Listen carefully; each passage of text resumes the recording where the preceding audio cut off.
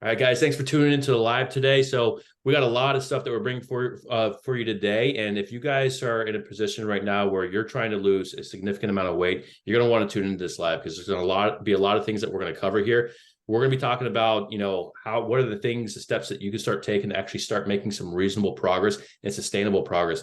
I have a guest speaker here with me today. His name is Robert, and he's actually a client of mine who got some great results going through his first 3 months. And even after that, he's made some awesome progress. And we're going to talk about what he did to make that progress happen as well. So if you're tuning in, drop me a like and a comment. Let me know that you can hear me. I want to make sure the live stream is working perfectly and properly. And if you have any questions, just let me know too. I'd love to just kind of respond to you guys as they come into the comments. So without further ado, let's go ahead and kick this off. And I want to introduce you guys to my client, Robert. Robert, tell us a little bit about yourself. Just something brief, if like a one sentence that you could tell us so everybody can kind of get to know you. I retired from the Army in 2012. Been married for 24 years. My oldest son's in the Air Force in Korea. My youngest son is in college up in Charlotte. And pretty much since I retired, I did the full retiree thing and just stopped doing everything, and just kind of let things go. So that's about the best way to put that. So, yeah, other than that, Fayetteville, North Carolina. So, Awesome. Awesome. always a great place. Yeah. Yeah. And I hear that a lot. I talk to a lot of men that got out of the military, and something changes when we get out and we try to do something that's like, you ever heard the term lone wolf? We always try to lone wolf it when we get out. We just went through, especially all of us went through the same thing, boot camp, right? No matter what branch we're in. And they teach us in there, like, we're not lone wolves. Like, they teach us in there to be a unit. They teach us to be a team and a pack. And for whatever reason, when we get out, we try to lone wolf it. It doesn't seem to work at all. Right. Yeah. So, Oh yeah. Robert, if you could tell us a little bit about where you were, think back about like 6 months ago. Like, we're talking today about how Robert was able to burn off over 23 pounds in just 3 months. And then he got all the way down to 200 pounds. But 6 months ago, you were struggling. Tell us a little bit about that and what was going on. Yeah. So I had done several different. So honestly, I started kind of my weight loss, health stuff all the way back in 2019. I had maxed out at about 265 pounds. I was on blood pressure medicine, cholesterol medicine, gout medicine. Just, but didn't feel good. So I started doing some things again. I tried lone wolf and I tried doing some stuff, this worked for me when I was in the Army, let me try this. And nothing stuck. Tried a couple other plans. Actually, one plan I did, I lost a lot of weight on it. I dropped all the way down to like 195 pounds, but I never felt good at that weight. I felt tired all the time. I didn't feel like I had energy. And so I ballooned back up. And that's when I reached out to you, as I think I was around the 235, 240 range, somewhere like that. I think by the time we actually got into it, I might have been a little bit lighter, but not much. And so I reached out to you because I don't like taking. I take a multivitamin every day, and I really don't even like taking that. I don't like taking pills. So I wanted to, get off my medicine and stuff like this, but I knew I was going to need help, and a support group that was going to, help me along the way, and keep me, for lack of a better term, keep me motivated to continue on with this. And, of course, that's when I reached out to you. We had our conversations to begin with. And that's really kind of where I was at that time. So, Absolutely. And it sounds like you tried a lot of things and there was a lot of reasons why you needed to get healthy. It wasn't just, a vanity thing for you. And it wasn't just look good, feel good. Nothing, not like there's anything wrong with that either. A lot of people just want to look good and feel a little bit better. But for you, it was like, there's medications we got to get off of. There's real reasons for you to get healthy. And it sounds like what you tried before, just it worked, but it wasn't really sustainable for you. Does that sound about accurate? oh yeah, it was. Yeah, there was no way I was going to be able to stay with that long term. Most of these just because I never felt. When you lose weight, everybody's like, "Oh, don't you feel so much better?" Well, Yeah, no, actually, I don't. Know, I didn't feel better. In some ways, I felt worse being smaller than when I was bigger. Now, I'm not gonna lie. I mean, I have energy for days.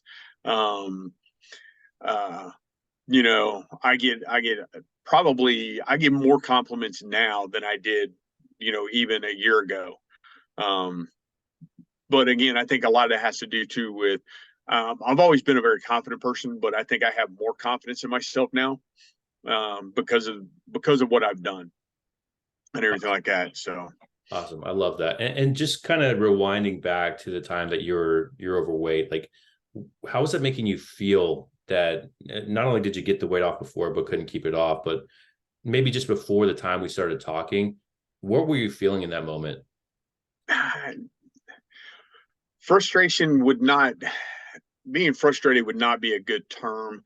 More angry at not being able to do something that I know I can do. Um, and I don't know how to say, just defeated would almost be another way to look at that when you've lost weight and then next thing you're going back up in weight again. And not in a short amount of time. You're putting on 10, 15 pounds in like a month, you Yeah. know. So Yeah, and I'm sure a lot of the audience right now can resonate with that. And if that's you and you're watching right now, you're thinking like, yeah, that's me. I've lost the weight before, and it just came right back on, and maybe even with a vengeance. Comment me below. I love to see who this is resonating with, and I'd love to have a conversation with you too.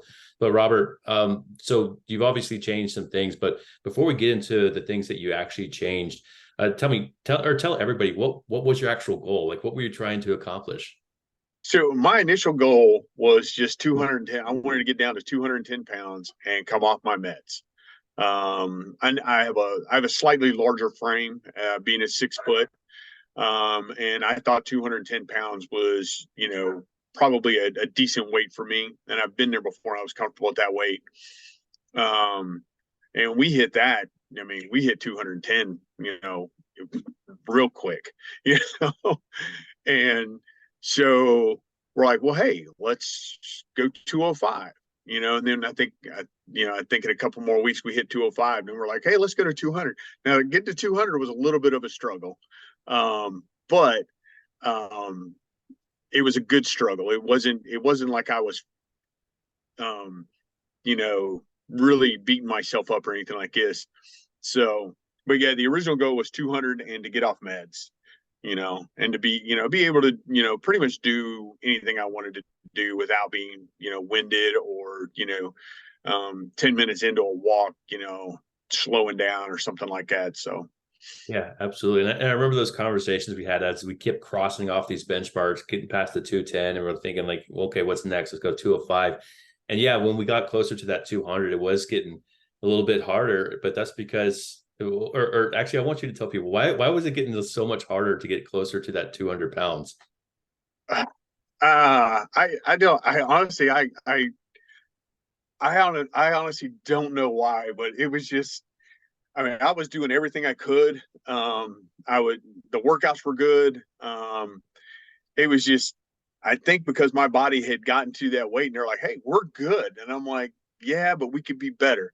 So, Yeah. and it was just, um, just a combination. It really wasn't one particular thing. It was just, probably me mentally as well going, hey, I'm good at 205, 204. Hey, we're good here. Let's, but, um, you know, you've got to set that goal, keep that carrot out in front of you. And complacency and that's one of the things I think a lot of it has to do with is once you get complacent with something, it's you can start on that slippery slope backwards fairly quickly. Yeah, So absolutely. And it's all about finding ways to make the healthy choices more convenient. And I have a theory of that 200 pounds, why it was so much more difficult is we were mostly just dealing with visceral fat at that point. At that point, you were so close to just, there wasn't much fat to lose, which is no, the awesome part. There's still a little bit left. And we've been working on that last bit, and you're doing awesome. You know, I've peeked in there a few times, and just seeing what your progress is. You're still making some awesome progress, and I love that. Yeah. So tell the audience a little bit about some of the struggles you're facing. You told them a little bit about, how you try to fix it, and I know you did that like a program or something before to get the weight off.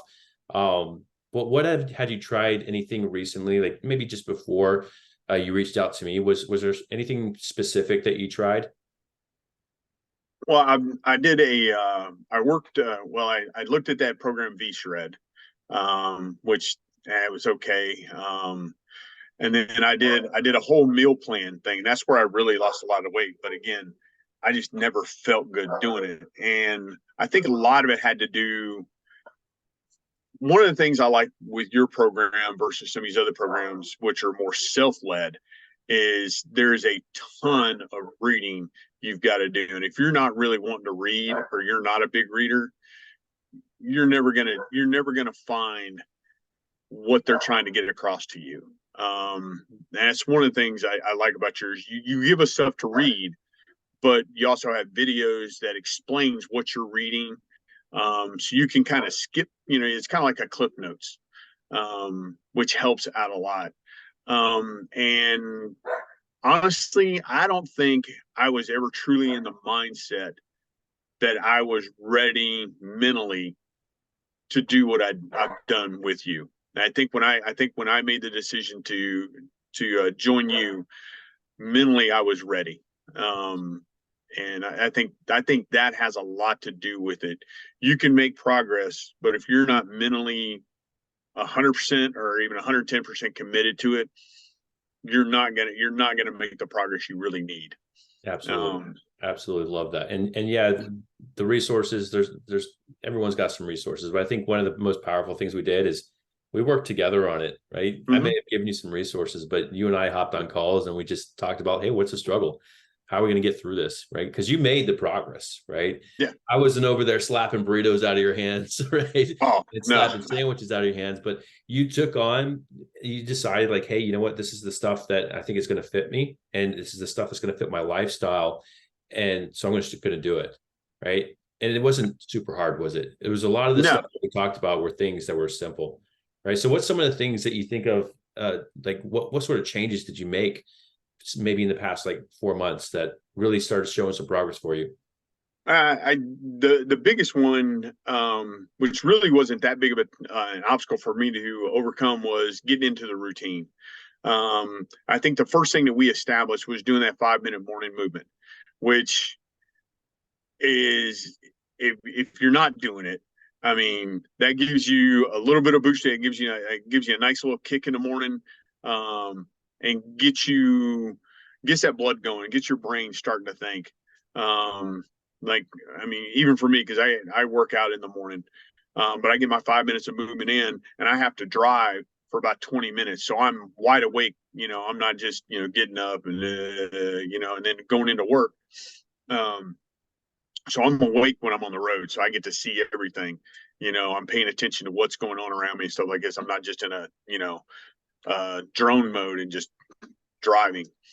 And then I think the nighttime routine, because I've been journaling for years, but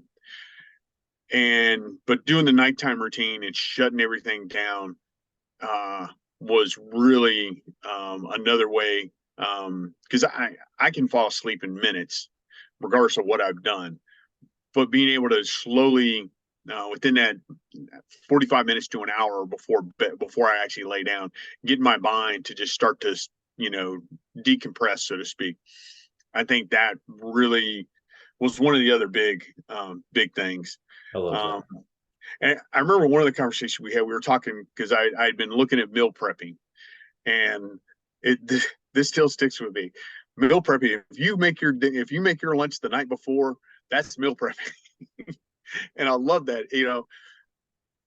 Keeping it, using the KISS method, which is probably the best thing about this, is everything is you start making baby steps and you just add on to it, you know, and you just take it one day at a time. And that's something I think a lot of people don't take into consideration is this is one day at a time. Yeah, today might not be a good day, but there's always tomorrow. Um, and of course, that brings up, and you know, we've talked about this. I'm a huge Brian Shaw guy.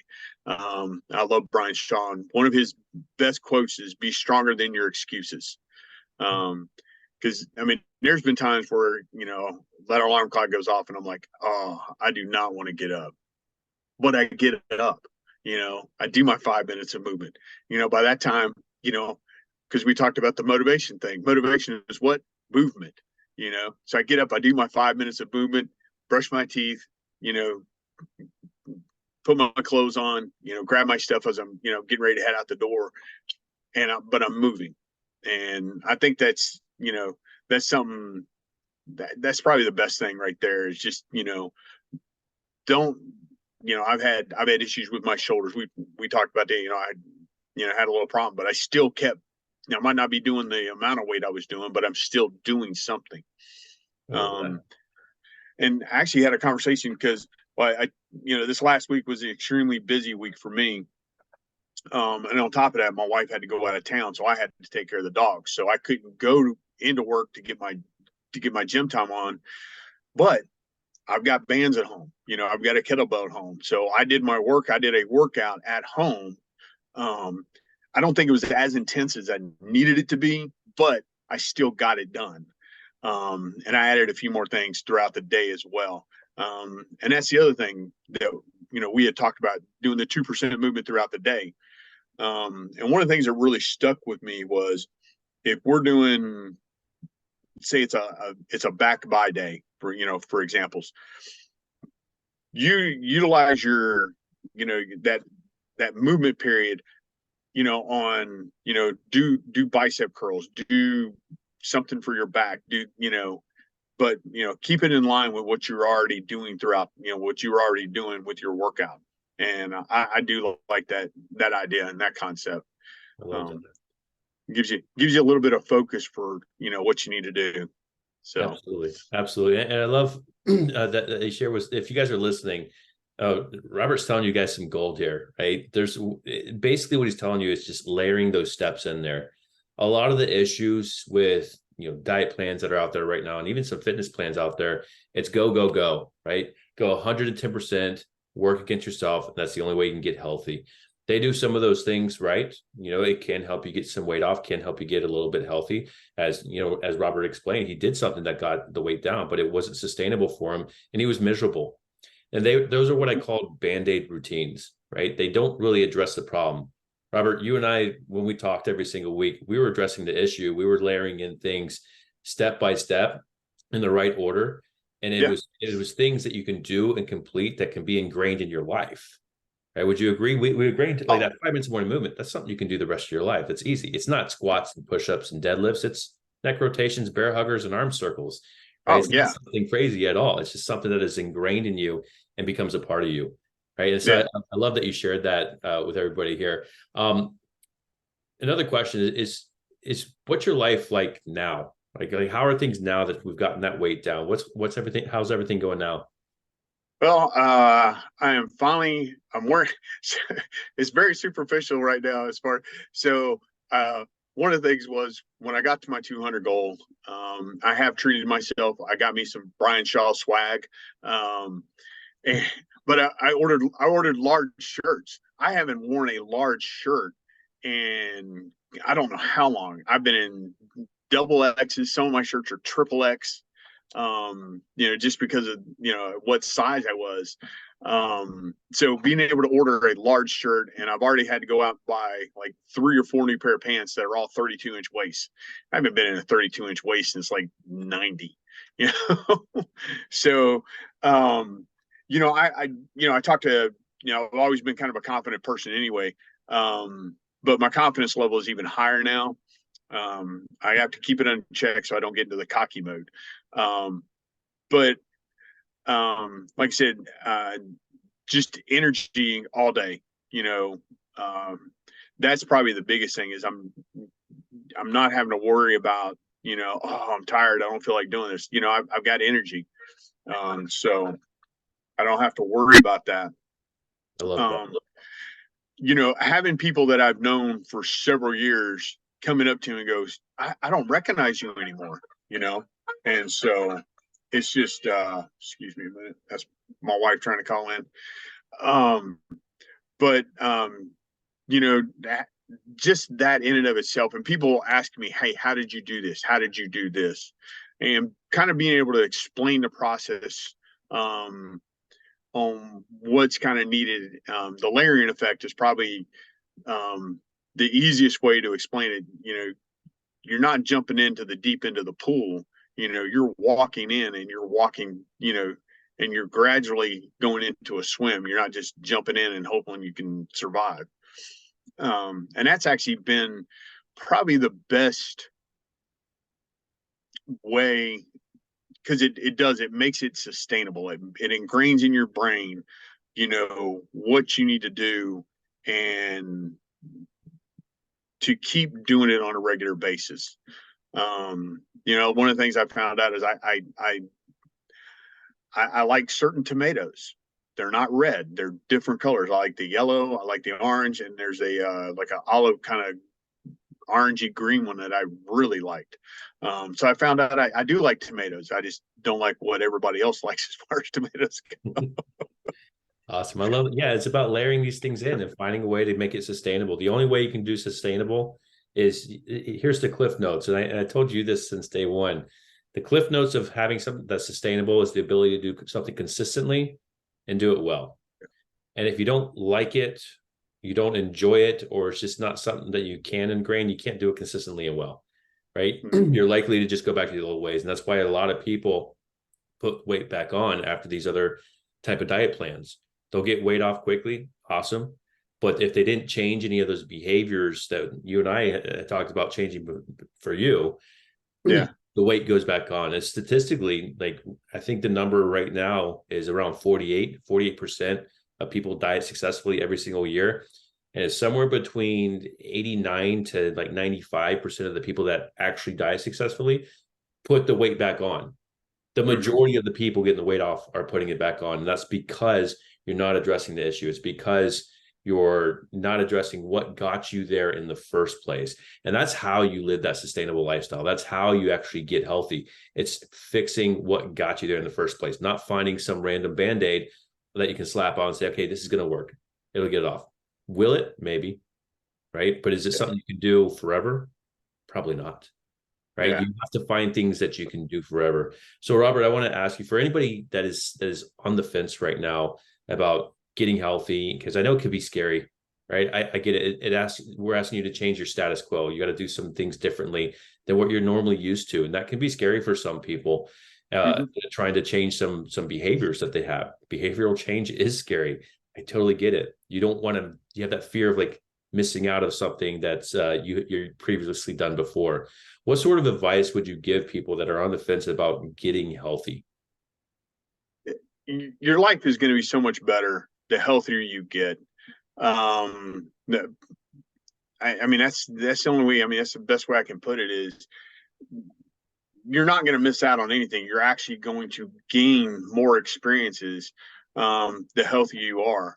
Good example, when a year or so ago, went zip lining. Well, zip lines have a weight limit. I didn't know. I didn't know that. But you know, not having to worry about a weight limit on a particular ride or something like this that you want to be able to do with your kids, being able to enjoy your kids and not be winded, is for those that have smaller kids.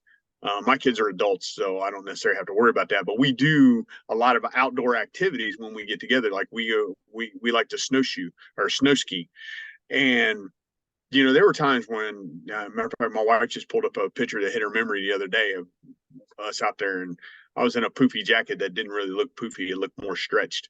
Um, but I would get tired, out on the slopes. I couldn't go, I couldn't go all day like they could. But being able to, enjoy my family in an outdoor setting and not get tired is just, I mean, you really can't put a price tag on that. I love that. And Um, you went on a trip recently. I believe it was a couple months ago, right? You went on a mhm. trip, a camping trip. What was that like in comparison to, I remember you were telling me if you had gone on that trip before you got healthy, what would have been the difference?